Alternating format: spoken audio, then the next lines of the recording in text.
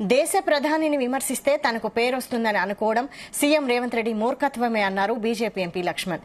సంగారెడ్డి జిల్లాలో ఎమ్మెల్సీ ఎన్నికల ప్రచారంలో ఆయన పాల్గొన్నారు. ప్రధాని మోడీ కులంపై సీఎం రేవంత్ అవగాహన లేకుండా మాట్లాడుతున్నారని ఆరోపించారు. ప్రధాని మోదీ ప్రజలందరి మనిషి అని అన్నారు. రాహుల్ గాంధీపై కూడా గతంలో ఇలాగే నరేంద్ర మోడీపై ఇష్టానుసారంగా మాట్లాడారని, అనంతరం ప్రజాగ్రహానికి గురయ్యారని గుర్తు చేశారు. రేవంత్ భాష చూసి జనం చీదరించుకుంటున్నారని, ఇకనైనా పద్ధతి మార్చుకోవాలని హితవు పలికారు. స్థాయిని మర్చి ప్రపంచ ప్రఖ్యాతిగాంచిన నరేంద్ర మోడీ గారి పట్ల మాట్లాడితే పెద్దవాడైపోతాను అనుకుంటున్నాడు. రాహుల్ గాంధీకి ఏ గతి పట్టిందో రేవంత్ రెడ్డి గారికి అదే గతి పడుతుంది.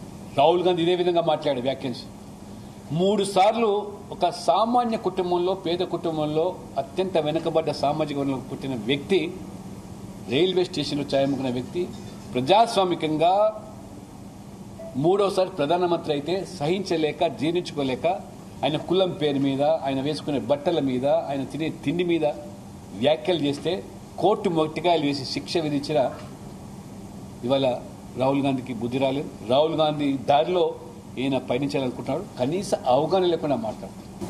ఒకటే అడగదలుచుకున్నాడు. రాహుల్ గాంధీ తెలంగాణలో జరిగేటువంటి ఈ సెన్సస్ కులగణన ఒక దేశానికి ఒక రోల్ మోడల్ కాబోతుందన్నాడు. నేను సూటిగా అడుగుతున్నాను, దేశానికి మీరు ఈ దేశంలో ముస్లింలందరినీ కూడా బీసీలో చేర్చి రోల్ మోడల్ చేయదలుచుకున్నారా?